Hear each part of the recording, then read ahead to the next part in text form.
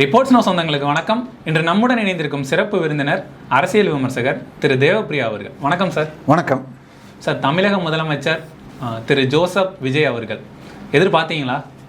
இல்லை, நான் எதிர்பார்க்கல. ஆனால் பெரும்பாலான சர்வேக்கள் 30 வரைக்கும் கூட வருதுன்னு ஜனம் எல்லாரும் பார்த்தவங்க சொன்னாங்க. சென்னையில் அது வரும், மற்ற இடத்துல கொஞ்சம் குறையும்.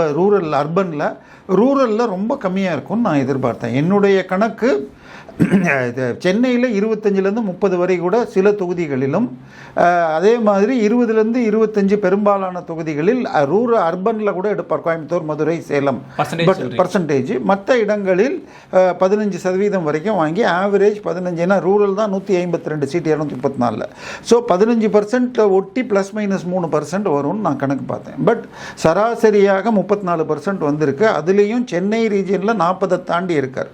சென்னையில் கேடிசிசிமோ உங்களுக்கு காஞ்சிபுரம், திருவள்ளூர், சென்னை, செங்கல்பட்டு இந்த 4ல் 37 தொகுதியில் சென்ற முறை ஒரே ஒரு தொகுதியில் தான் திமுக தோத்தது, மதுராந்தகம். அதிமுக வென்றது. மீதி 36 தொகுதியை திமுக வென்றது. இந்த முறை சென்னைக்குள்ள 2 சீட்டு சேப்பாக்கம் மற்றும் இது துறைமுகம் ஜெயிச்சிருக்கு. மீதி இதுக்கு வெளியிலேயும் 1-2 சீட்டு தான். ஸோ 37ல் 32 என்னமோ தாவேகா வெற்றி பெற்றிருக்கிறது. இவங்க 1-2 அதிமுக ஏதோ இருக்குன்னு நினைக்கிறேன். ஸோ இப்படி பார்த்தால் சென்னையில் முதல் அடி விழுந்தது. ஸோ இதில் அமைச்சர்கள் பெருவாரியாக போனார்கள். மு.க. ஸ்டாலினில் ஆரம்பித்து மா. சுப்பிரமணியம், ஆவடி நாசர் சென்னைக்குள்ளேயே தோத்தாங்க. வெளியில் போனீங்கன்னா பிடிஆர், பழனிவேல் தியாகராஜன், கிட்டத்தட்ட 15 அமைச்சர், உதயநிதி ரசிகர் மன்ற தலைவர் திரு அன்பில் மகேஷ் பொய்யாமொழி, அவர் மிகச்சிறந்த நடிகர், ஆஸ்கார் அவார்டுக்கு கூட அவர் அந்த கரூரில் அழுகைக்காக கொடுப்பதாக ரெக்கமெண்டேஷன் போயிருக்குன்னாங்க. சரியா? அப்போ அவர் தோத்திருக்காரு. அதாவது போன ஆட்சியிலேயே அதே பக்கத்தில் இருக்க அவர் ஜெயிச்சிட்டாரு சார்.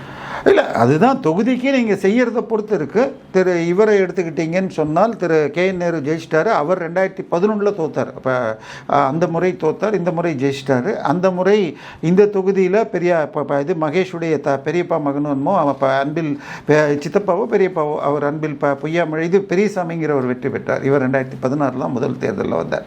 அதை தாண்டி ஏடிஎம்கள் மாதம் சில பல 10,000 கோடியை ஆட்சிக்கு பெற்றுத்தருவதில் முதல் இடத்திற்கு செந்தில் பாலாஜியோடு போட்டி போட்ட மூர்த்தி அவர்கள் தோற்றுள்ளார்கள். சரியா? பிடிஆர், பழனிவேல் தியாகராஜன் தோற்றுள்ளார்கள் மதுரை மத்திய தொகுதியில். இதை தாண்டி பெரிய குருப்பன் ஒரு ஓட்டில் தோற்றுள்ளார்.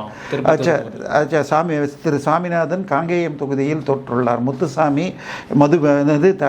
காலையில் மது குடித்தா தப்பு இல்லை, மதுவை நாங்கள் இந்த பாட்டிலில் கொண்டு வரோம்லாம் சொன்ன அந்த அமைச்சர் தோற்றுள்ளார். ஸோ இப்படி லிஸ்ட்டு போய்கிட்டே இருக்குது சார். மக்கள் காத்துக்கிட்டு இருந்தாங்க. அதாவது அரசியல்வாதிகள், நான் கேரளாவுக்கு ஒரு 4-5 வழியில் போகலாம். பாலக்காடுன்னு கோயம்புத்தூர்லேருந்து போனால் பாலக்காடு வழி, இது கன்னியாகுமரியில் மார்த்தாண்டம் தாண்டி போகலாம். இப்படி வண்டி பெரியார் தாண்டினா குமிளி தாண்டி இந்த பக்கம் போனீங்கன்னா குமிளி வழியாக வண்டி பெரியார் இருக்க இந்த பக்கம் உள்ள நுழையலாம். அதே இந்த பக்கம் போடிமெட்டு வழியாக போனீங்கன்னா மூணாருக்கு தேவிகுளம் வழியாக போகலாம். நான் எத்தனையோ வழியில் போயிருக்கேன், 100 தடவைக்கு மேலே. இந்த பக்கம் இதிலேருந்து போகலாம், கூடலூரில் இருந்து அந்த பக்கம் உங்களுக்கு மேச்சேரி மேப்பாடியிலேருந்து வரும். இத்தனை ரூட்லேயும் நான் போயிருக்கேன். போன இடத்துல நான் 100 முறை போயிருக்கேன்னா 99 முறை எல்லா ஊர்லேயும் ஏதாவது ஒரு கூட்டம், அரசியல் கூட்டம் பஸ் ஸ்டாண்டு பக்கத்தில் போட்டுக்கிட்டு நடத்திட்டு இருப்பாங்க. தினசரி அரசியல் நடத்துவாங்க. இங்கே தமிழ்நாட்டை பொறுத்த வரைக்கும் திராவிட அரசியல் என்றால் கட்ட பஞ்சாயத்து, புரோக்கர், லஞ்சம் வாங்குதல் என்று ஆகியது. இது மாற்ற முடியாட்டி அந்த தலைவர்கள் என்பவர் ஒரு ரிங் லீடர் மாதிரி அவருக்கு சாட்டையை சுவட்டினா அவங்க அடிபடுவாங்க. இல்லைன்னா இந்த ஆட்சியில் யாரும் ஒன்றும் கேட்கல. நீங்கள் சொன்னது மாதிரி இன்றைக்கி பேசும் நேரத்தில் உளவுத்துறை கொடுத்த தகவல் இவர் குளத்தூரில் தோற்றுருவார், நிற்காதீங்கன்னு சொன்னதை மீறி சேகர் பாபு சொன்னதுனால ஸோ யாருமே சொன்ன பேச்சை கேட்கல. சார், நம்ம முதலமைச்சர் இருக்கார்ல, முன்னாள் முதலமைச்சர்னு சொல்லணுமா, இன்னொரு ரிசைன் பண்ணிட்டாங்க. அவர் பதவி ஏற்கிற வரைக்கும் இன்றைக்கி நமக்கு முதல்வர் ஸ்டாலின் தான். அவங்க ஒரு மீட்டிங் கலந்துக்கிட்டாங்க சார், சென்னை பீச்சில். நமது வான்படை சாகசம் செய்வதற்காக அதில் ஒரு 15 லட்சம் பேர் கலந்துப்பாங்கன்னு சொல்லி அவங்க ஏற்பாடு பண்ணாங்க. இவங்களுக்கு ரெட் கார்பெட் போட்டு முதலமைச்சர், துணை முதலமைச்சர், 2 பேருடைய மனைவிகள், அமைச்சர்கள் குடும்பத்தோடு, இப்போ இது போலீஸ், டிஜிபி எல்லாரும் வந்து தனியாக போயிட்டாங்க சார். ஆனால் பொதுமக்கள் வெயிலில் சிக்கி 4 பேர் அங்கேயே இறந்து போனாங்க, 400 பேர் ஹாஸ்பிட்டல். யாராவது ஒருத்தர் அதுக்கு என்கொயரி போட்டு யாரையாவது அக்கௌண்டபிலிட்டி பண்ணாங்களா?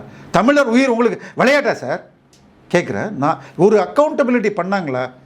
எதனால இப்படி யார் இந்த ஏற்பாடை மிஸ் பண்ணிட்டாங்க? அந்த ரோட்டில் அடையாறுலேருந்து இந்த பக்கம் சேப்பாக்கம் யாருமே உள்ளே நுழையாமல் ட்ரெயின் வழியாக வந்தாங்க. ட்ரெயினில் நீங்கள் பார்த்தீங்கன்னா அந்த வீடியோலாம் ஜூனியர் விகடன் சைட்டில் இருக்குது. ட்ரெயினில் தொத்திக்கிட்டு இருக்காங்க மக்கள், அப்படி பின்னாடி ஏணியிலாம் தொத்திக்கிட்டு அப்படியெல்லாம் போக வேண்டிய நிலைமை. இத்தனையை பண்ணிவிட்டு அதுக்கு ஒரு அக்கௌண்டபிலிட்டி கிடையாது. மெட்ராஸ் கமிஷனருக்கு இதையா ட்ரான்ஸ்ஃபர் பண்ணுறது கூட பண்ணல. திரு ஏஆர் ரஹ்மான் நிகழ்ச்சியில் டபுள் டிக்கெட்டு கொடுத்து ஈஸியாரே மாட்டிக்கிட்டு அந்த ஜாமில் முதலமைச்சருடைய கான்வெகேடு காரு 30 நிமிஷம் 28 நிமிஷம் மாட்டுச்சு. அதுக்கு ஒரு ஆக்ஷன் கிடையாது. திமுக கொடியை கட்டிட்டு போனால் என்ன வேணால் பண்ணலாம், கார் சேஸ் ஒரு ஃபேமிலின்னு. அந்த காரை கண்டுபிடிக்கிறதுக்கு 4 நாள், அதுக்கப்புறமா அவனை விட்டாச்சு. ஆனால் அந்த குடும்பத்துக்கு மறுநாள் காலையில் 5 கேமராவோட சேனல் போகுது. அப்போ அவங்க எஃப்ஐஆர் யார் லீக் பண்ணது? ஸோ இந்த ஆட்சி தோற்கணும்னு மக்கள் தெளிவாக இருந்துட்டாங்க.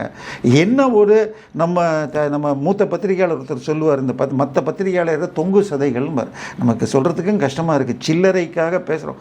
குளத்தூரில் அவர் தோற்றது வருத்தமாக இருக்குது. தொகுதிக்கு எத்தனை தடவை போனார்? இன்றைக்கும் மழை பெஞ்சா அந்த தொகுதியில் தண்ணி நிற்குது. ஆனால் அந்த தொகுதியில் நிறையா முன்னேற்பாடுகள்லாம் ஏற்படுத்தியிருக்காங்க. அங்கே வந்து ஏசி பஸ் ஸ்டாண்டு கட்டி கொடுத்துருக்காங்க. லேடிஸுக்கு வந்து நீங்கள் பஸ்ஸில் போகிற ஆள் தானே சார்? நீங்கள் பஸ்ஸில் போகிற ஆள் தானே? பஸ் ஸ்டாண்டில் எத்தனை நேரம் சார் இருப்பீங்க? ஒரு 5 நிமிஷம் நிற்பீங்களா பஸ் வர வரைக்கும்? 10 நிமிஷம்.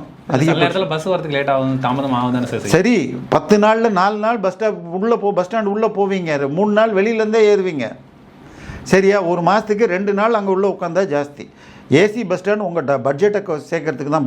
பஸ்ஸை ஒழுங்காக விடுங்க சார். பஸ்ஸு வரட்டும் சார், பஸ் இல்லை. தயவு செய்து தொகுதியில் தண்ணி நிற்கிறதோ, கொசு பிரச்சனை, இப்படி ஒன்று சார். அந்த தொகுதிக்கு ஒரு 4 மாதம் முன்னாடியே அவர் போகிறார் சார். தொகுதின்னா நீ ஒன்றா மக்கள் தேர்ந்தெடுத்தடம். அது நடந்த அன்றைக்கே பக்கத்தில் இருக்கிற வியாசர்பாடியில் ஒரு சேரி பகுதியில் வீடுகள் எரிஞ்சு மக்கள் அங்கே தவிச்சிட்ருக்காங்க. இங்கே சேகர் பாபு எக்ஸ்ட்ரா நடிகைகளை வச்சு டான்ஸ் நிகழ்ச்சி நடத்துகிறார். அதை பார்த்துக்கிட்டு இவர் வர்றார். அப்பப்போ வீடியோ காட்சிகள் போடுறார். இவரை பற்றி கார்த்தி சிதம்பரம் சொன்னார், திமுக ஆட்சி என்பது காட்சியும் உணர்ச்சி தூண்டலும். ஒரு வீடியோ இவரது 7 நிமிஷம் வீடியோ வருதுன்னா அதை கொஞ்சம் நம்மளாம் இந்த லைனில் இருக்கிறதுனால அப்படி கொஞ்சம் ஸ்லோவாக போட்டு ரன் பண்ணிங்கன்னா 1 நிமிஷத்துக்கு 15 கட்டு இருக்குது. ஒரு 7 நிமிஷம் வீடியோ பேசுகிறதுக்கு கூட அவ்வளோ கஷ்டப்படுற ஒரு முதலமைச்சர் தொகுதிக்கு என்ன பண்ணார்? ஸோ ரெக்கார்ட் டான்ஸ் ஆடிட்டு திருப்பி என்ன சொல்லிக்கிறது? விடியல் ஆட்சி 2.0, இது பொற்கால ஆட்சி, மக்கள் விரும்புகிறார்கள், மக்கள் விரும்பினாலும் தான் தெரிஞ்சு சார். வைட்டமின் பா இறங்கின இடங்களில் பெருமளவில் தப்பிச்சிருக்காங்க. கொஞ்சம் தொகுதிக்கும் செஞ்சு வைட்டமின் பே சேர்த்து இறங்குனதுனால நீங்கள் சொன்ன KN நேரு ஜெயிச்சார், சேகர் பாபு ஜெயிச்சார். ஆனால் வைட்டமின் பா இறங்கலைன்னா இல்லை எதிர் வேட்பாளர். அந்த எதிர் வேட்பாளர் யார் சார்? VS பாபுன்னு குளத்தூரில். அவர் பொரசவாக்கம் தொகுதி திமுக MLA 2006. சேகர் பாபு அதிமுகலேருந்து வந்தவுடனே அவருக்கு பதவி கொடுத்து இவர் அமைக்கிட்டாங்க. அவர் அதிமுகவுக்கு போயிட்டு எலெக்ஷனுக்கு கேண்டிடேட் அனௌன்ஸ் பண்ணுறதுக்கு 3 நாள் 2 நாள் முன்னாடி தான் தாவேக்கால போய் சேர்ந்துருக்காரு. அந்த கோபத்தெல்லாம் என்னமோ MK ஸ்டாலின் அவர்களை எதிர்த்து ஜெயிச்சதுனால பல அந்த செய்கையெல்லாம் செஞ்சுட்டு வந்துட்டு இருக்காரு சார். அவர் தானே செஞ்சார். திமுக முடிஞ்சு போச்சுன்னாரு. காங்கிரஸ் கூட்டணி முடிஞ்ச உடனே அவர் காட்டினதை இவர் அது நடத்தி முடிஞ்சு போச்சு. அவர் காட்டினது அப்போ புரியல, இப்போ புரிஞ்சுதுங்கிற மாதிரி காட்டிட்டார். நடந்துச்சு சார். இது துரைமுருகன் தோற்றுருக்கார் சார். அவர் எல்லா முறையும் கடைசியில் 300 ஓட்டு 1000 ஓட்டு ஏதோ ஒன்று ஜெயிச்சிருக்கார் கடந்த 3 தேர்தல். இந்த முறை அவர் தோற்றுருக்கார். காந்தி ராணிப்பேட்டில் தோற்றுருக்கார் சார். இன்னொன்று கவனிச்சிங்களான்னு தெரியாது, இந்த திமுக டிக்கெட்டை அனௌன்ஸ் பண்ணுறதுக்கு முன்னாடியே அதிமுக யார் யாருக்கு எத்தனை தொகுதின்லாம் அனௌன்ஸ் பண்ணி தொகுதிகளும் சொல்லிட்டாங்க. பாஜக 27 தொகுதி. அந்த 27ல் 18 தொகுதிகளை திமுக செலக்ட் பண்ணி அதை தாமரைக்கு எடுத்து நின்னா நாங்கள் ஜெயிப்போன்னு பிளான் பண்ணாங்க. அதில் பார்த்தா 27 தொகுதியில் 12 தொகுதி தாவேகா ஜெயிச்சிருக்கு. ஸோ இவங்க ஒரு மயிரும் பிடுங்கல. 9 தொகுதியில் திமுகனா 9 தொகுதியிலையும் ஒன்று திரு ஏவ வேலு சீட்டு. அது நிற்காமல் இருந்தாலும் நிற்கிறதும் ஒன்று தான்.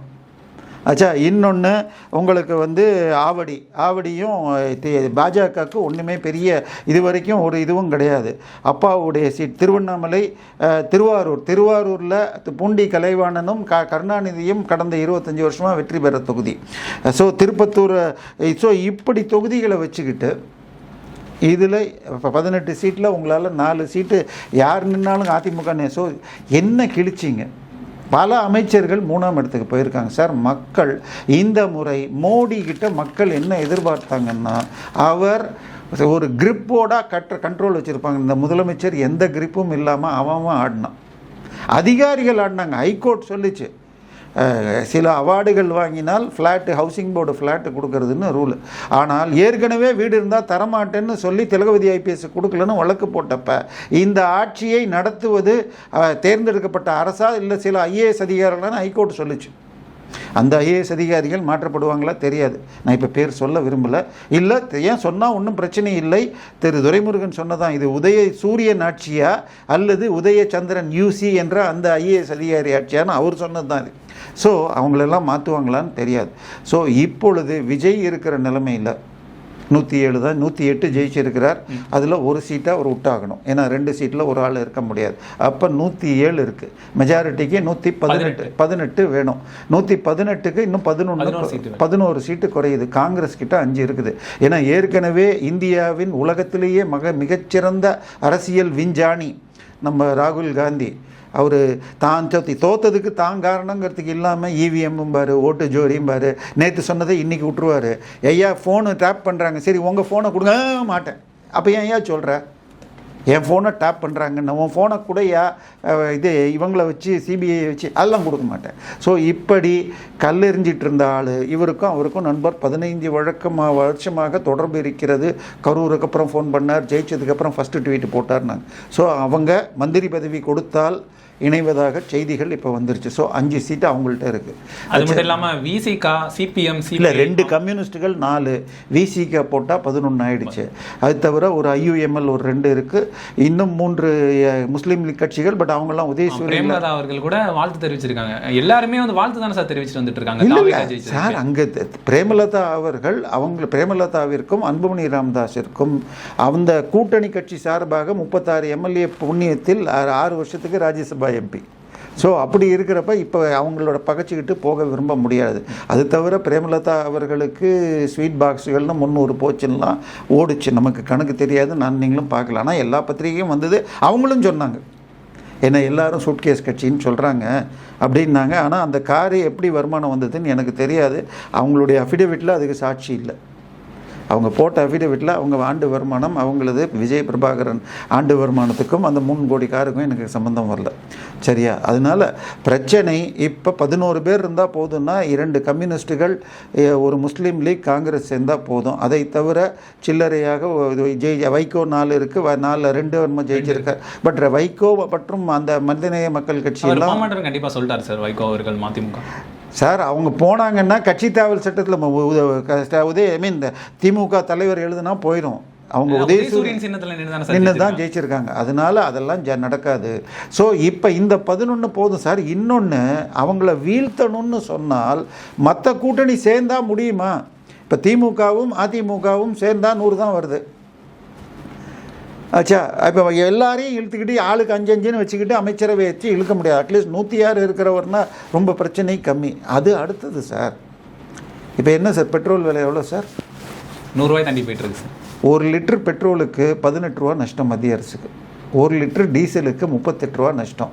இதெல்லாம் அடுத்த 4-5 நாட்களுக்குள் டீசல் லிட்டருக்கு பெட்ரோல் 10 ரூபாயும் டீசலுக்கு 5 ரூபாயும் மினிமம் ஏறும்.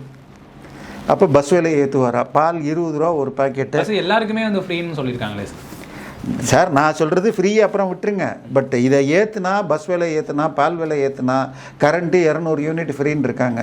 இதெல்லாம் செய்வாங்களா? இது எதுவும் நடக்காது. ஆனால் இதெல்லாம் விட முக்கியம், மக்கள் உங்கள் மீது அபரிதமான நம்பிக்கை. ஜெயலலிதாவை போல நீங்கள் செயல்படுவீர்கள்னு எதிர்பார்த்துருக்காங்க. இதில் மோடி இல்லை எம்ஜிஆர்ல சார், எம்ஜிஆர் 88 போயிட்டார் சார். இன்றைக்கி 2028ன்னா நான் 50 வருஷம் முடிய போகுது. 98 108 40 வருஷம் முடிஞ்சு போச்சு. ஒரு வருஷத்துக்கு 10 லட்சம் பேர் போட்டால் 4 கோடி பேர் புதுசாக ஓட்டுற எம்ஜிஆர் மரணத்திற்கு பிறந்தவர்களே கிட்டத்தட்ட 3.25 கோடி. ஸோ எம்ஜிஆர் ஆனால் இருந்தாலும் அந்த எம்ஜிஆர் அவர்களை சொல்லியே வளர்த்துருக்காங்களே சார். அதெல்லாம் நீங்கள் இன்றைக்கி உங்களுக்கு எத்தனை பாட்டு எத்தனை படம் தெரியும்?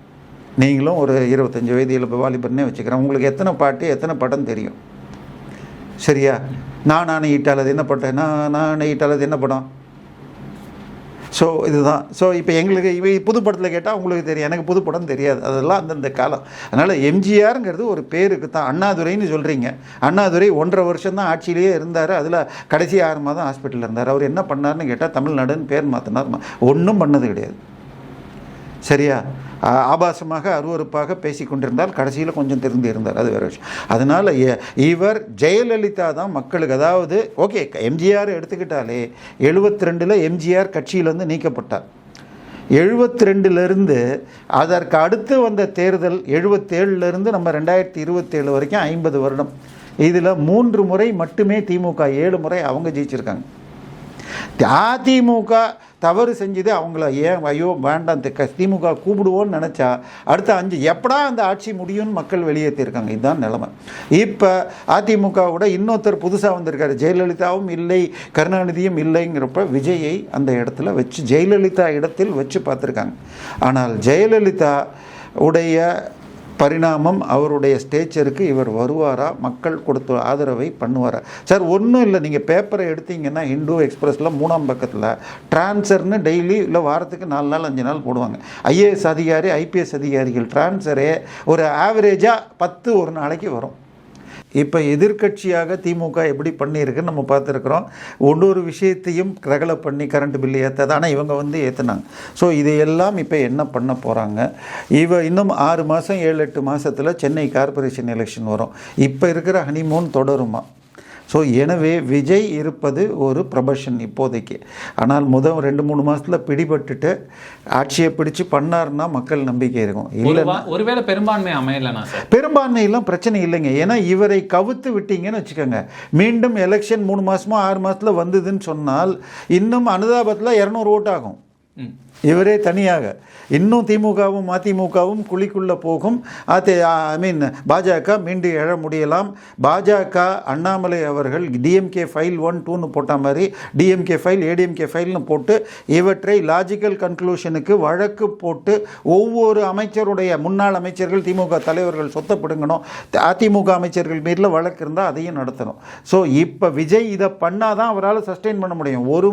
ஒரு பக்கம் டாஸ்மாக் போன்றதில் இருக்கிற லீக்கேஜை தடுத்து கடன் வாங்குறத குறைக்கணும்.